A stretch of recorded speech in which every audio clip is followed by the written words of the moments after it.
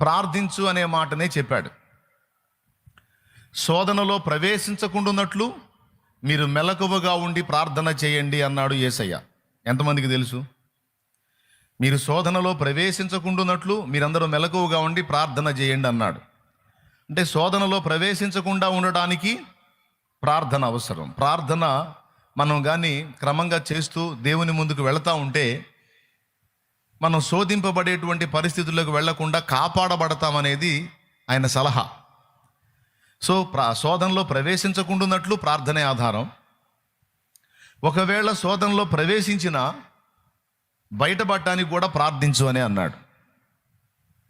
శోధనలో ప్రవేశించకుండాన్నట్లు మీరు మెలకువగా ఉండి ప్రార్థన చేయండి అన్న వచనం ఉందా? ఒకవేళ శోధింపబడ్డావు అనుకో, శోధనలోనికి ప్రవేశించావు అనుకో, అప్పుడు కూడా వచనం ఉంది,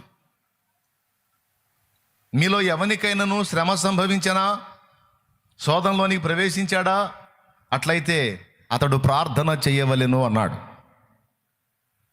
అంటే శోధనలోనికి ప్రవేశించకుండా ఉండాలి అంటే కూడా ప్రార్థన చేయాలి. ఒకవేళ దాన్ని నిర్లక్ష్యం చేసి శోధింపబడ్డా దానిలో నుంచి బయటికి రావడానికి ప్రార్థనే చేయాలి అన్నాడు. ఓకేనా? ఇంకా వేరే పరిష్కారం ఏం లేదా? వేరే ఆధారం ఏం లేదా అంటే లేదు. అక్కరలో నీకు సహాయము కలుగునట్లు ప్రార్థన చేయి. అడుగుడి మీకు ఇయ్యబడును. వెతకుడి. ఎక్కడ వెతకాలి? బజార్ల మీద కాదు, దేవుని సన్నిధిలో మోకాళ్ళ మీదకి వచ్చి దేవుని పాదాల చెంత వెతకాలి. తట్టుడి. ఎక్కడ తట్టాలి? వాళ్ళ ఇళ్ళకి పోయి వాళ్ళ ఇళ్ళ తలుపులు తట్టి ధర్మం సహాయం అని అడగటం కాదు. మోకాళ్ళ మీదకి వచ్చి దేవుని పాదాలను ఆశ్రయించి ఆయనను అడగాలి. ఆయన సన్నిధిలో ఆయన సహాయాన్ని వెతకాలి. ఆయన తలుపు తట్టాలి.